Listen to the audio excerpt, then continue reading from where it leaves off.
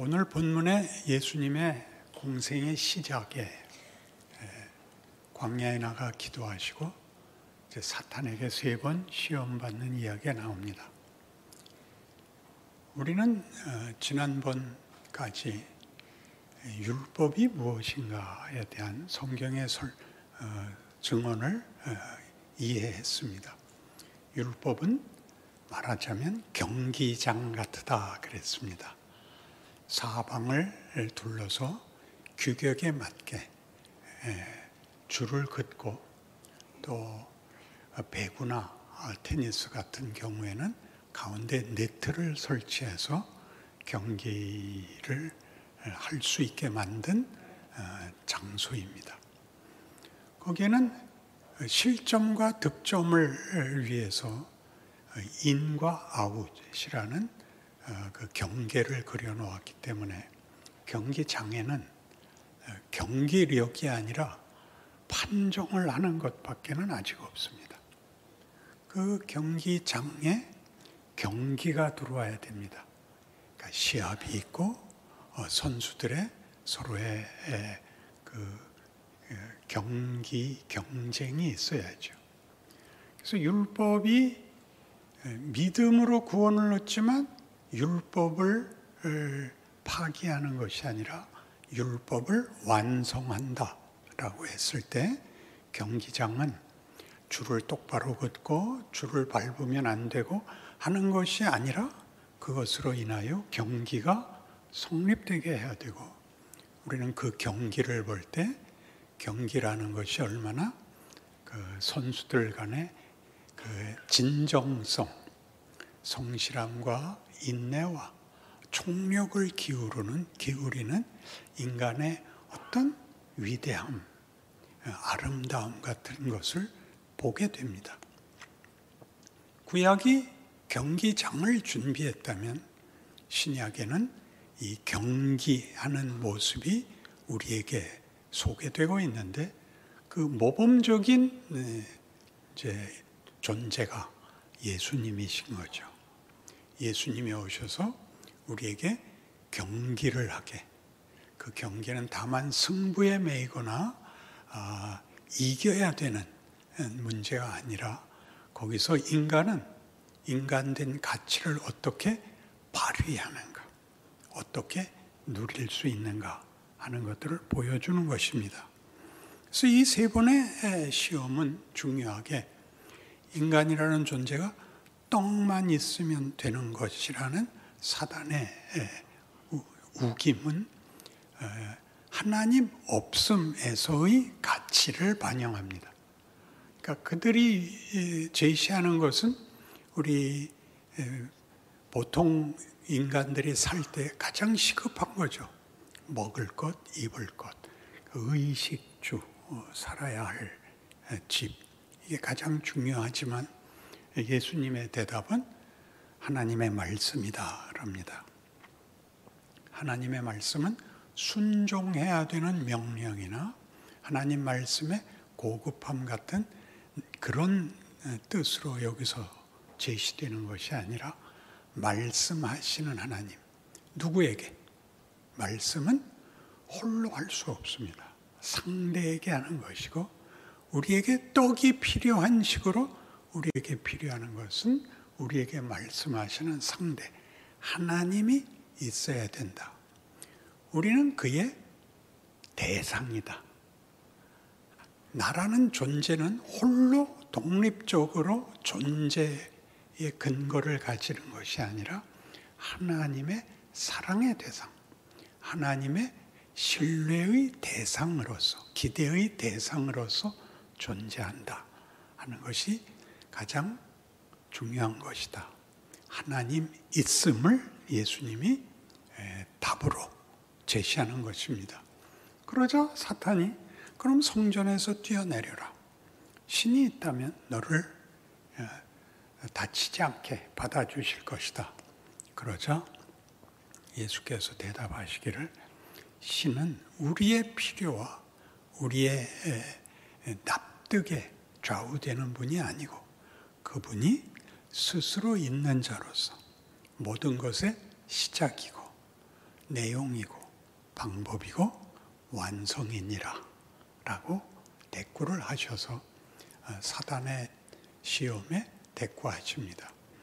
말하자면 생각해 보시면 예수님은 요한복음에서는 말씀이 육신이 되어 이 땅에 오시는 것입니다. 예수가 오신 것은 하나님 우리를 설득하러 납득시키러 오실 뿐만 아니라 우리가 하나님과 떨어진 채로 운명을 가질 수 없다는 하나님의 의지와 은혜에 대한 강력한 다른 것으로 대체할 수 없는 하나님의 하나님 되심의 현존인 것입니다. 그러니까 마지막으로 사단은 내게 절하면 이 세상을 다 주겠다. 그러자 예수님이 대답하시기를 질문과 동떨어져 보이는 오직 하나님께 경배해라. 그에게 절해라. 라는 답을 하십니다. 이것은 우리가 세상적 차원에서 가질 수 있는 최고의 소원이 권력과 소유물인 것에 반해서 하나님을 찬양하는 자리가 우리 인간이라는 존재와 운명의 최고의 경지다라고 말하는 것입니다. 이것은 에베소서 1장 3절에서 6절까지를 우리가 지금 하고 있는 신약 성경 다시 보기에 본문으로 삼았던 내용인데 제가 빨리 읽을 테니까 이것을 큐티하듯이 잘라서 이해하려고 그러지 마시고 분위기를, 그 주장을 이렇게 느끼시기 바랍니다. 제가 신속히 삼삼하게 읽겠습니다. 에베소 1장 3절 찬송하리로다. 하나님 곧 우리 주 예수 그리스도의 아버지께서 그리스도 안에서 하늘에 속한 모든 신령한 복을 우리에게 주시되 곧 창세전에 그리스도 안에서 우리를 택하사 우리로 사랑 안에서 그 앞에 거룩하고 흠이 없게 하시려고 그 기쁘신 뜻대로 우리를 예정하사 예수 그리스도로 말미암아 자기 아들들이 되게 하셨으니 이는 그가 사랑하시는 자 안에서 우리에게 거저 주시는 바 그의 은혜의 영광을 찬송하게 하려 하심이라. 벼락 같지 않아요? 불꽃놀이 같고. 하나님이 우리에게 이런 목적을 갖고 있어. 우리에게 이래라 저래라 한마디도 없이 내가 너한테 하려고 하는 건 이런 것들이야. 너희는 내 기쁨이 되고 내 영광이 되고 내 찬송이 되는 거야. 이렇게 외치고 있습니다. 놀랍지요? 사단의 도전에 대해서 예수님이 하신 답이 얼마나 굉장한 것인가를 알아야 되는 것입니다. 그래서 이 문제에 가장 우리를 혼란시키는 게 뭐냐면 잘 아시다시피 종교라는 것은 성립을 하려면 그 신을 믿는 신자만 있어야 되는 것이 아니라 그 믿는 대상인 신이 있어야 되는데 세상에서는 그 신이 자기를 설명하는 신이 없습니다. 신이 자기를 설명해야 되는데 일반 사람이 만든 종교에서는 그를 따르고 그에게 충성을 맹세하는 신자가 있고 신에 대한 이해는 없어서 신에게 치성을, 헌신을 바치면 보상을 받는다고 신자들이 정해놓고 합니다. 그래서 여러분들 잘 아시다시피 동지 섣달에 우물가에 나가서 소복 입고 촛불 켜놓고 물 끼얹고 그러면 우리 예전에 교과서에 나온 대로 표현은 천지신명이시여 세상에 신이 있다면 동천지 감귀신하사 내 소원을 들어 주옵소서. 그 신은 뭘 원하는지 어떤 존재인지는 없고 내 정성이 보상을 받게 해 주십시오. 이게 이제 무속신앙이라 그랬습니다. 그러니까 기독교에도 예수를 믿는 건 맞는데 예수를 만난 것도 맞는데 강력하게 하나님이 예수를 보냈다는 게 뭐냐? 하나님이 누구냐? 우리 보고 어떻게 살려는 거냐? 하는 이해들은 드물고 그냥 죽기 살기로. 그래서 보통 하는 얘기로 넌 그렇게 살면 지옥 가. 저 사람은 예수 안 믿어도 천국 갈 거야. 라는 식의 표현이 우리에게 너무나 당연한 것이 됐습니다. 그래서 회개만 많다 그랬죠. 어디로 가야 되는지, 신이 어떤 분이며 그 신이 나에게 무엇을 요구하며 자기를 어떻게 설명했는지에 대한 이해는 없이 신을 감동시키는 방법이 이런 헌신, 심지어 자해 같은 치성이 전부인 바람에 우리는 말하자면 신앙이 잘하는 것이 아니라 흠을 없애는 것에 불과하게 됐던 것입니다. 그래서 잘 아시는 대로 제가 폭탄같이 선언했던 회개 좀 하지 마라. 기억나십니까? 잘못을 지우는 게 아니라 잘하는 데를 나가봐라. 해봐라. 완벽하게 할 수 없다. 그러나 해봐야 한다. 그죠? 축구를 보시면 그렇게 많은 슈팅을 때려도 한 골 나기 바쁩니다.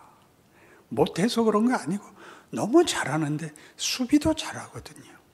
그러니까 내가 잘하면 모든 게 아니라 팀워크가 돼야 하는 것이고, 그리고 하나님이 보호하셔야 됩니다. 마지막은 농담입니다. 알아는 들으시겠죠. 하나님의 이름을 들어서 장난을 하자는 게 아니라 우리가 우리 인생에 완벽을 기해서 답을 얻고 편안해지는 것에 급급하여 예수를 믿는다는 것이 가지는 무한한 약속, 무한한 어떤 보호, 은혜, 함께 하심이라는 부분에 대한 이해나 실력이나 시도, 만들어지는 것에 대한 우리가 상당히 부족한 현실입니다. 그래서 이 문제를 조금 더 이해하게 제가 예를 들어보죠. 탕자의 비유가 그렇습니다. 탕자의 비유는 잘 아시듯이 작은 아들이 자기 몫을 달래서 나가서 허랑방탕 다 써버리고 나중에 굶어 죽게 되자 아버지께 돌아오는 얘기입니다. 그가 돌아오면서 아버지께 하는 고백은 저는 이제 아들이라는 말을 들을 수 없습니다. 품꾼의 하나로 보십시오. 그래서 아버지가 무슨 소리냐. 나가서 그를 맞이하고 입 맞추고 얘들아 새 옷 입혀라. 새 신발 신겨라. 가락지 끼워라 그럽니다. 이것들은 보상이 아닙니다. 돌아온 걸 보상하는 게 아니고 회개한 걸 보상하는 게 아니고 너는 원래 내 아들이야. 네가 나가서 무슨 짓을 했든 너는 내 아들이라는 지위와 신분은 깨질 수 없어. 나는 네 아버지야. 얘들아 옷을 입혀라. 이런 건 얼마나 굉장한 겁니까? 동정을 하거나 놀라지 마라. 얘는 영원히 내 아들이었어. 예전에도 그랬고 지금도 그렇고 영원히 그래. 너희들하고 다른 존재야. 그리고 뭐까지 하죠? 친구들을 불러서 잔치를 엽니다. 봐라 내 아들이다. 너희들 내 아들이 내는 송아지다. 잘 먹어라. 예수를 믿는다는 게 뭔지 이제 믿었으니까 이제는 잘해서 복받자 정도가 아니고 나는 다른 존재였구나. 나는 내가 모를 때도 하나님이 택하신 그의 백성이었고 그의 형상으로 만들어진 존재였으며 우리의 선조가 실패했을지언정 하나님은 우리와의 관계와 인연을 끊지 않으셨구나. 이런 배짱이 생겨야 되는 겁니다. 소돔 고모라도 10명이 안 되면 망했다고. 그러니까 빨리 10명을 채우세요. 나사로의 경우도 보세요. 나사로의 경우도 대단히 그 장면이 희한합니다. 마리아가 와서 우리 오라비가 죽게 되었습니다. 그런데 안 갑니다. 기다렸다가 죽은 다음에 갑니다. 죽은 다음에. 주께서 일찍 오셨으면 우리 오라버니가 죽지 않았을 텐데요. 그래서 무덤에 가보자. 그리고 예수께서 우십니다. 이제 고쳐낼 건데, 살려낼 건데 왜 울었을까요? 거기가 기묘한 장면 아닙니까? 그리고 왜 죽을 때까지 또 기다렸다 가셨을까요? 예수의 눈물은 분노입니다. 어떤 분노냐 하면 인간이, 하나님의 형상인 인간이 사망 아래에 있는 것을 분해하십니다. 보복을 하겠다고 분내는 게 아니라 너희는 이 정도의 존재가 아니야. 너희는 하나님의 영광이야. 근데 지금 이렇게 됐어. 분하시죠. 이것이 운명일 수 없어. 나사로야 나오너라. 이렇게 되는 것입니다. 그래서 우리는 예수께서 오셔서 하나님 있음, 하나님이 우리를 외면한 적이 없음, 실제로 그 하나님이 우리 편이라는 걸 보이러 하나님이 육신을 입고 이 땅에 오사 우리가 어디까지 갔든 거기는 하나님이 외면한 자리가 있을 수 없다라고 선포하는 겁니다. 어느 지경까지? 말구유에서 십자가까지. 어느 경우에도 너는 고아가 아니다. 나는 너와 함께한다. 만일 네가 지옥에 간다면 내가 따라 들어갈 거다. 지옥은 지옥일 수 없다. 지금이 타이밍입니다. 우리 교우들의 가장 큰 약점은 어느 경우에도 감동을 안 한다는 것입니다. 왜 안 할까요? 이미 알고 있었다는 표정으로. 그러니 우리 현실에서 우리가 고통과 어려움을 당한다는 것은 그럼 무슨 의미가 되는가? 아이가 집에서 하지 말라는 공놀이를 하다 유리창을 깼습니다. 그러면 되게 혼이 납니다. 맞고 심지어 쫓겨나고. 근데 어느 날 친구를 데려와서 친구랑 같이 놀았는데 친구가 문짝을 패놨습니다. 그러자 어머니가 와서 보더니 방글방글 웃으시면서 얘야 너희 집이 어디냐? 함께 가자 그러시더라고요. 그래서 아들이 시험에 들었습니다. 내가 유리창 하나 깼을 때는 죽일 것 같이 굴더니 친구가 와서 문짝을 부셔놨더니 방글방글 웃으시더라.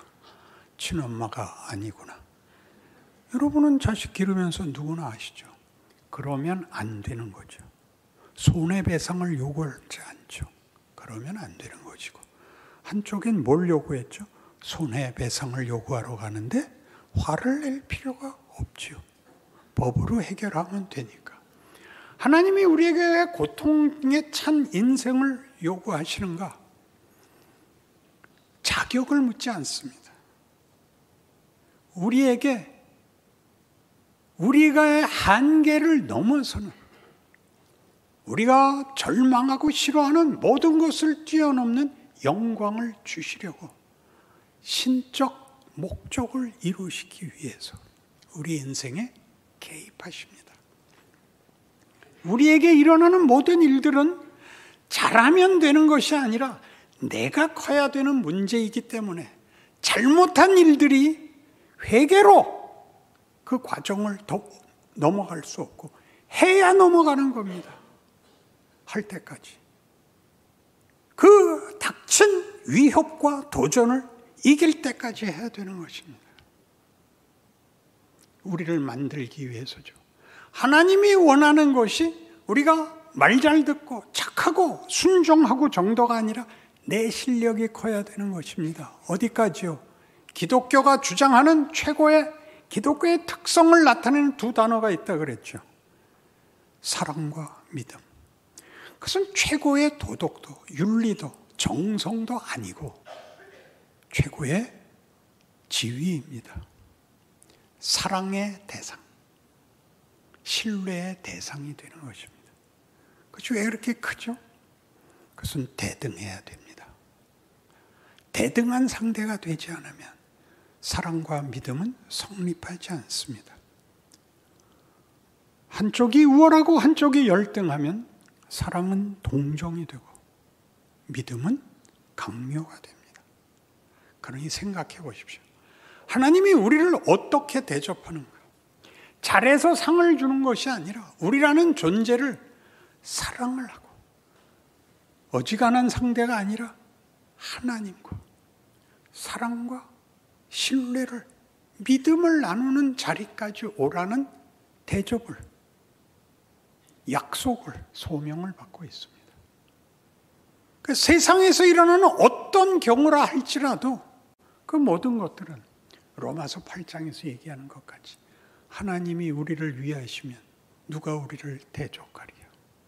우리를 위하여 그 아들을 주시니가 어찌 그 아들과 함께 모든 것을 은사로 주지 아니하시겠느냐 라는 말의 뜻을, 난 어떤 일이 있어도 지옥 가지 않고 천국 가, 이렇게 묻어버리는 건 얼마나 현실적으로 구체적으로 하나님이 우리에게 만들려고 하는 실제적 실력과 인격과 성품과 실력 면에서 나태한, 무지한 핑계에 불과하냐 이겁니다.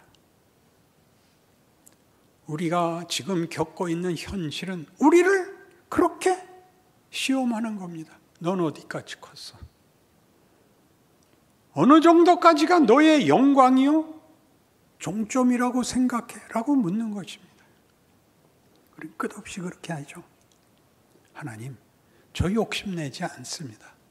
그저 남한테 손 안 벌리고 우리 애들 건강하게 크게 해주세요. 그래서 여러분, 자식이 어느 날, 어머니, 저 때문에 교육비는 많이 드는 거 압니다.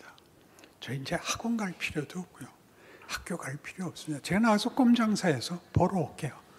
임마, 누가 너 보고 언제 학원비 걱정하랬어? 누가 언제 너 보고 생활비 걱정하랬어? 임마, 내가 이때 조심해야 돼. 내가 나쁜 말 하거든요. 하나님이 와서 십자가에 못 박혀 죽는다니까요. 기가 막히지 않아요? 그거를 왜 정성, 지극함이라는 단어로 얼버무리고 현실 속에서 방불한 일이 나를 위하여, 나를 만들기 위하여 거기까지 요구하고 있다는 것을 왜 자꾸 외면하시고 변명하시고 도망가시나 이겁니다. 그러니 우리는 서로가 누가 더 편하게 사는가, 누가 더 태평하게 사는가를 시샘할 문제가 아니라 나는 나거든요.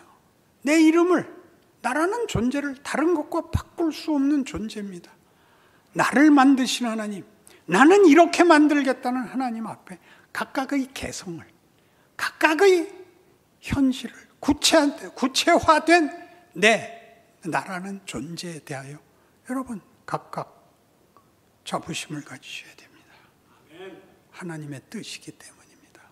나는 아무도 대신할 수 없어. 내가 누구를 응원하기도 하고, 내가 누구를 비난하기도 하고, 내가 누구에게 도움이 되기도 하고, 내가 누구에게 시험이 되기도 하고, 그 모든 것을 합쳐서 하나님이 나를 만든다. 예수님은 바리새인들에게 시험이 됐던 거 아시죠? 모두가 환영하지 않았습니다.